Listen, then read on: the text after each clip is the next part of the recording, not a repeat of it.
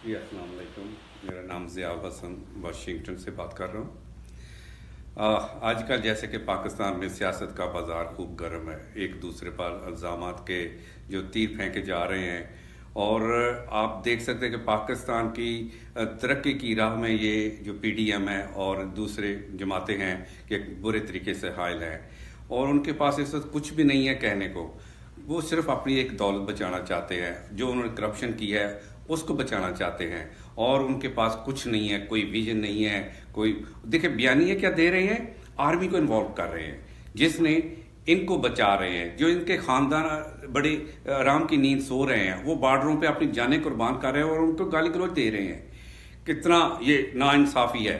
और अब अच्छा हुआ कि वो जलसे जुलूस कर रहे हैं, उसकी वजह ये है कि अब खुलकर ये पब्लिक के सामने आ गए हैं। उनके बयानिए, उन्होंने अपने आप को एक्सपोज किया है, और पब्लिक के दिलों में जो उनके पास 5% पहले लोग थे वो भी अब 2% रह गए हैं। वो भी वो 2% है जिनको सिरी पाए खिलवाए जा रहे थे, जिनको बिरयानियाँ खिलवाई जा रही थी, अब वही उनके साथ हैं।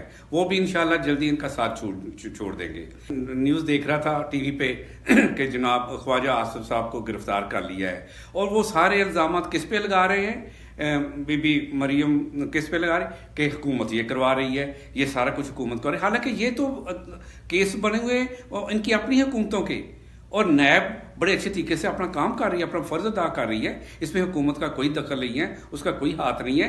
नैब बहुत अच्छा काम कर रही है, और मैं इसको सलूट करता हूँ अब नैब को कि वो आज वो दौर आ चुका है, बड़े बड़े मगरमच्छों को अब पकड़ रही है, और ऐसा होना चाहिए।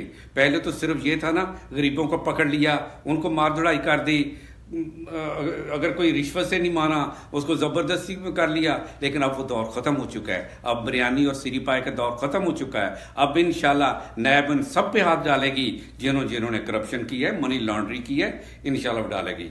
और मैं अपनी पब्लिक से यही दरख्वास्त करूंगा कि इमरान खान का साथ दो। एक आपको ऐसा लीडर मिला है कायदे आज़म के बाद, हम इसको खोना नहीं चाहते, और इंशाल्लाह अगले 5 साल भी इमरान खान की हुकूमत होगी।